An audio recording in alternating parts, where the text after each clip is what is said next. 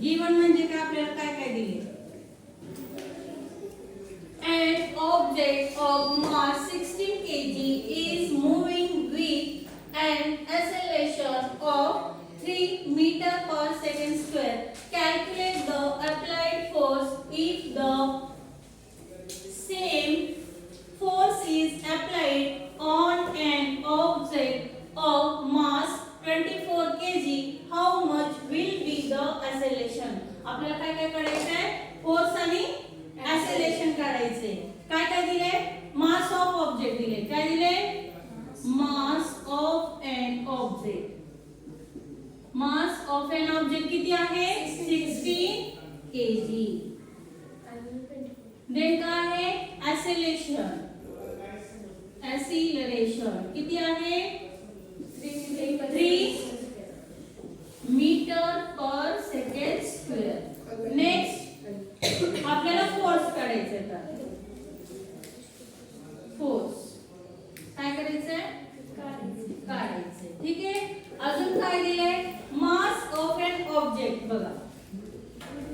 mass of N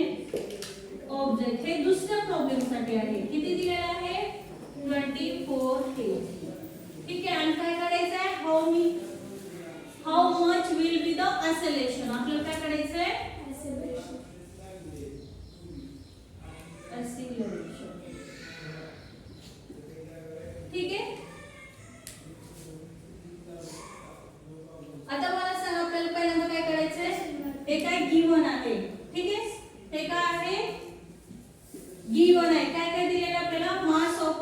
of an object किती आहे 16 kg acceleration किती आहे 3 मीटर पर सेकंड स्क्वेअर आणि फोर्स काय करायचं आपल्याला काढायचं आहे next mass of an object 24 kg आणि ऍक्सेलरेशन काय काढायचं आहे तर ठीक आहे आपण F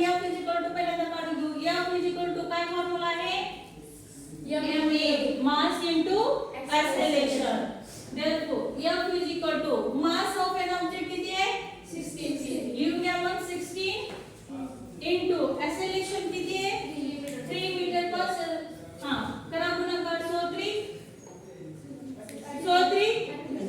48 आणि फोर्स एसआय युनिट काय आहे न्यूटन मग आपला फोर्स किती येणार आहे 48 समजलं हा झाला पहिला क्वेश्चन सॉल्व आपला नेक्स्ट दुसरा आहे